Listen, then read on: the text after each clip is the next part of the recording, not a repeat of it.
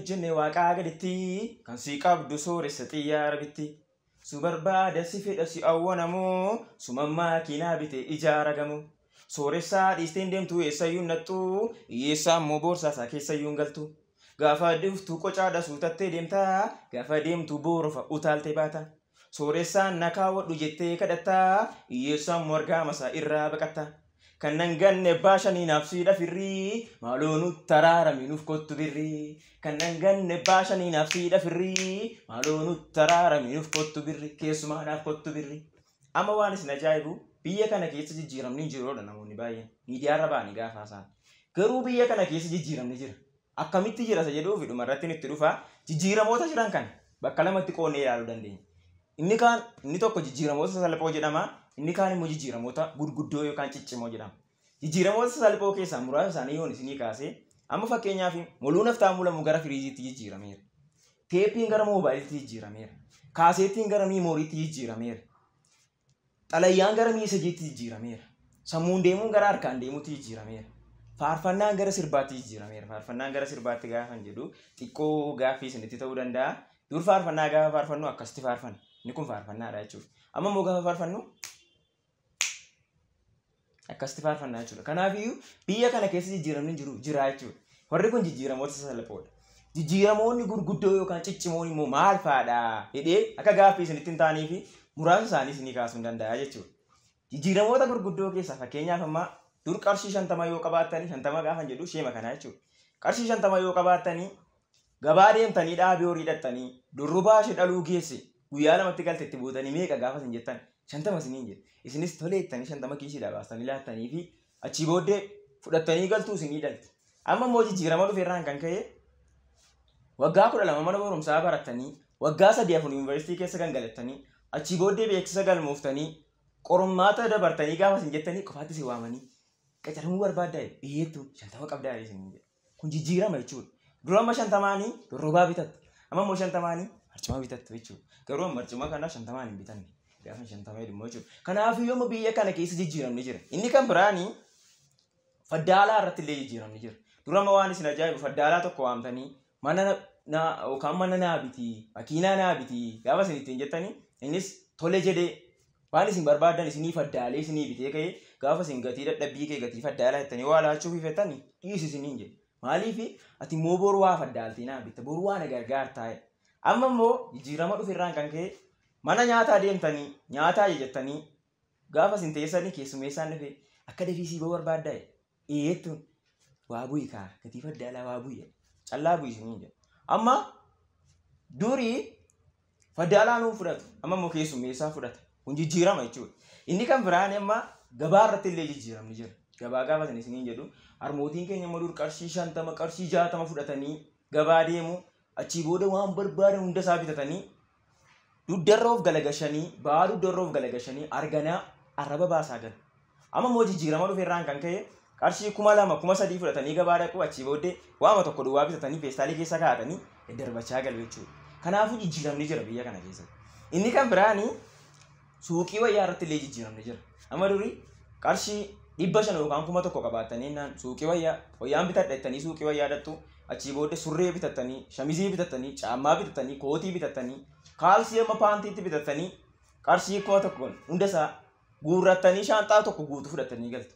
Amma immoo jijjiirama dhufeerraan kan ka'e qarshii 5,000 fudhattanii suuqii wayyaa deemtu achii booddee caammaa isa biraandiidhaan tokkuma bitattanii feestaalii keessa kaa'attanii gammadaa galtu jechuudha. Biraandii illee uffadhee ilaalee iyyuu beeku nama irratti hin arge malee. Kanaafiyyuu jijjiiramni jira biyya kana keessa.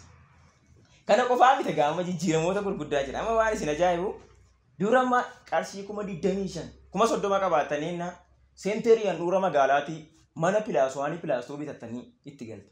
Amma immoo miliyoona 1 miliyoona 2 yoo qabaattanii dhattanii moggaa magaalaa caakkaa lafa jaldeessaa qalamee malee waan tokko hin jirre dhattanii lafa duwwaa soo mukatirra jiraam ganaa mukarraa jijjiisiistu bitattanii yoo qabaattanii ijaarrattu yoo qabdan ta'e immoo ni dhiistu jechuudha. Kanaafiyyuu jijjiiramni jira jechuudha amma kanarratti. Inni kan biraanii cidarratti jijjiiramni jira. Amma dur waan isin ajaa'ibu misirroon tokko naqatee fudhatee galgala yoo isheen ulfinni ishee hin jiru ta'e Jaarsoliin ganama harree irra kaanii geessanii intalli keessanii ulfinni isheen jiru. Duriyeedha. Intala bakkeettiidhaan eeqanii gashu. Amma immoo waan isin ajaa'ibu yoom akka carraan illee qorchumaa fi yoo dhibaayiraa akkuma carraa yoo fuudhee galee galgala ulfinni ishee sun jira ta'e ganama geessee maal jedha warraan. Intalli keessan faaraadha. Takkaa manaan baane gowwaadha. Kanaaf iyyuu barbaadu eeqee gashi. Garuu silaa maal gochuu qaba? Gatiin ulfinni ishee sun jiru matarayyeesii taankii kilaashii dhokaasee gammaduu qaba ture. Hin beekuma. Kanaaf iyyuu garuu immoo jijjiiramaa jechuudha kun. Waan isin ajaa'ibu yuunivarsiitii irratti illee jijjiirama guddaa jira. Durammaa yuunivarsiitii dhattanii raawwattanii achii booddee ganamas galgalas guyyaas kaafee fi kilaasii duwwaa deemtu kanaa jilaa libraarii teessu. Qo'attanii dhumarratti gaafa teempoo keessan fudhattanii qabxiin keessan foorii yoo ta'e leekcharii godhanii achirratti isin hambisu.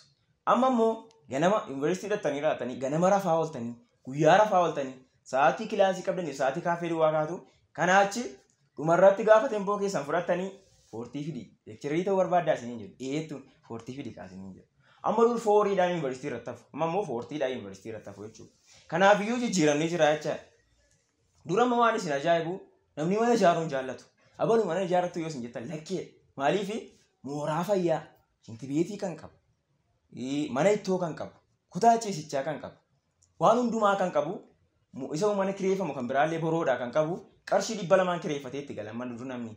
Amma immoo jijjiirama dhufeerraan kan ka'e waan isin ajaa'ibu mana kilaasii tokko diriirfatanii illee keessa rafuun dandeessanii yoo balbala bantanii miila gadi baafattan malee diriirfatanii keessa rafuun illee hin danda'amu.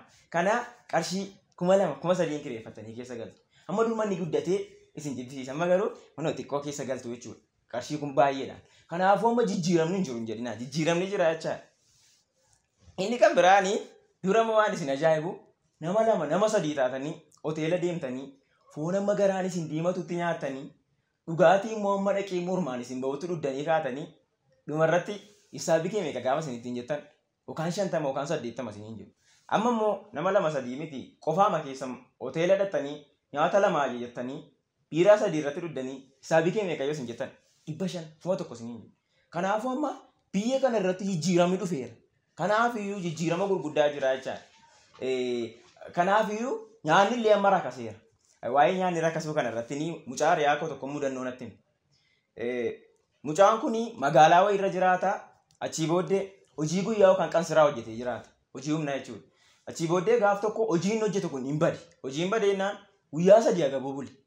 Guyyaa 3 agabuu bulee ka'ee maal godhee taa'ee waa faladhee amma yoon akkasii agabuu taa'ee yoon du'aa jedheen taa'ee waa faladheen hoteela naqee. Hoteela deemee achii booddee xibsii 2 nayyee jedhee birrii immoo qabu boorsaa isaa keessa birrii tokko duwwaa jira. Achii booddee nyaata ajajatee xibsii 2 ajajatee gaafa inni taa'u keessummeessituuttiinis dhattee xibsii 2 fiddeef. Innoo nyaatee magaraansa dhukkubutti nyaatee achii booddee xiqqoon tokko gaafa gurshaa 2 waan taatu isaanii irratti gaafa haftu qassi nama laallatee mataa isaa keessaa 2 buqqisee nyaatatti keessa kaa'ee keessummeessituu waame. Keessummeessituu waame kun maa inni ittiin jennaan wayini dhiifama bakka hojii keessatti waan nama mudatudha dhiifama gaafa isheen ittiin jettu dhiis rakkoon qabu akkeen abbaa hoteelaatti maadee gaafa inni tokko keessummeessituu hin duukaa buute adaraa dhiisi dhaxxiina niminii biddeen koorraan taa'iniiti xibsii sana nan kaffalaati deemiyaan jettee akkasitiin nyaate sokki. Amma mucaan suni birrii tokko qaba gatii ta'e utuu nyaanni mana sanaa birrii tokko yookaan 50 ta'e latee feekii kana waan ishee irrattis ofirrattis hin hojjetu kaffalee sokka malee. Amma garuu gatii nyaanni minyaa'e jedheetu akkas godhe jechuudha. Kanaafuu amma wanti hundumtuu akkasitti fufataanaa mucaa sana duwwaa miti. Hundumti keenya hojii akkasii irratti akka bobbaanu wal nama falmisiisu jechuudha. Kanaafuu amma jijjiiramni jira biyya kana keessa. Jijjiiramoo haaraatu immoo jira. Kanaafiyyuu jijjiiramni inni durii badeeraa jijjiirama haaraatu jira gatii ta'ee fi jijjiiramoota warra haaraa kanaa fi si'a tokko ol kaanee yaadannoo sammuu goonaa. Kanaafiyyuu mana keessan kan jirtanii ol kaa'atiin wajjiniin jijjiiramoota warra nu jalaa badan warra moofaa warra darbanii fi yaadannoo sammuu goona wajjin.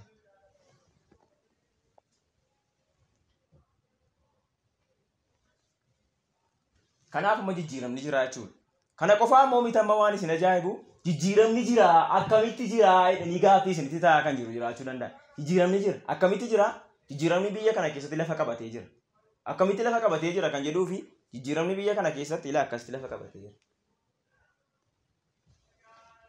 Kanaafiyyuu jijjiiramni kana maal goona akunuunfannu atikfannuun jedhaa jijjiirama kana yoo namni hundumtuu tikfachuu qaba kunuunfachuu qaban jedha galatooma.